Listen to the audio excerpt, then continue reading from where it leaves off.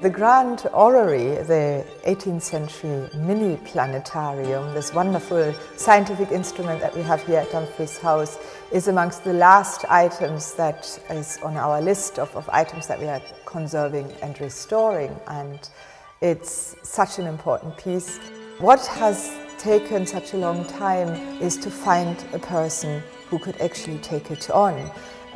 You could think you could just give the job to a clock restorer. I had no idea that clock work is completely different from so-called gear work in an orrery, and we were lucky enough to be pointed into a particular direction to a particular person who is willing and actually quite excited to take on the job. We can't wait to see it returning restored to its former glory and in full working order. I wondered if I was being far too arrogant, because of course I've never done a Grand Orrery before. In the workshop I felt quite confident, but at 3 in the morning when I woke up, I was a little bit scared at times. I must have been wondering what on earth I'd taken on. It's a big item, orrery, but it breaks down into sections. You've got your tellurium, you've got the outside planets, you've got the winding mechanism, you've got the celestial sphere, and you've got the case. And these things break down into sections. So you're not doing one thing, you're doing 5 different things, or in my case 4, because I didn't do the case.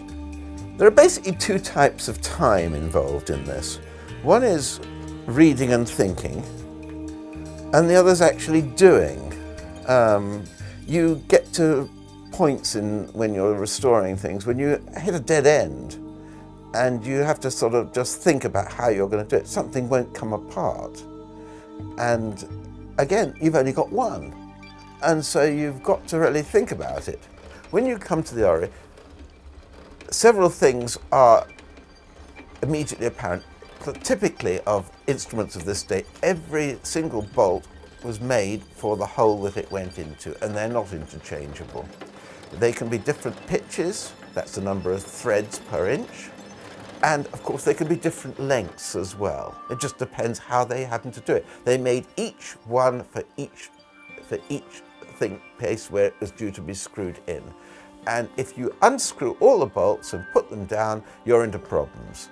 So if you take 14 bolts, for example, then you just throw them down. Well, factorial 14 gives you 87 billion combinations. So if you put them down the wrong way, you'll get 8 or 9 of them in, and then you'll find that 4 of them won't screw down completely, or else they fall into the hole literally because the threads won't catch, or else they don't go down far enough to catch at the bottom. You have to get the right screws back in the right places. That is absolutely critical. Another surprise was when we looked at the rings, the gold, the painting on them, the gold, the blue and the gold paint was painted not by the person who made the orrery. That would have been sent out to a painter. And to get it right, so that they wrote Jupiter and the right amount of days it took and hours and so on that it takes to go around the sun, and it's done on the hole that Jupiter comes through, is written on the back in mirror language, so that the disc was put down and the painter simply put a mirror underneath it, saw the writing in the right way around, and simply painted above it exactly what he saw below. And that, of course, no one's ever seen.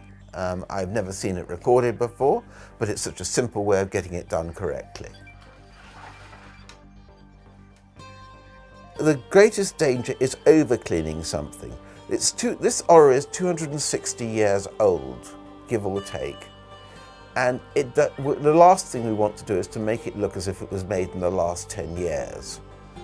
So I cleaned up the steel on the visible steel in stages. I brought it up by degrees, is the answer to that. How long did I spend on the entire orrery? I have no idea how many hours I spent on it. My guess is, as a ballpark figure, probably a couple of hundred, give or take 50, and I have no idea. Generally, I don't take any outside work. I've got enough work of my own in my antique business. The mechanisms come in and I restore them and send them out. But with the possibility of doing a Grand Orrery is a once-in-a-lifetime opportunity. And quite frankly, you know, if I was wealthy, I'd have done it for nothing. That's the truth. If I didn't need the money, I'd have done it for nothing. Who wouldn't, actually? Because it has been a total joy.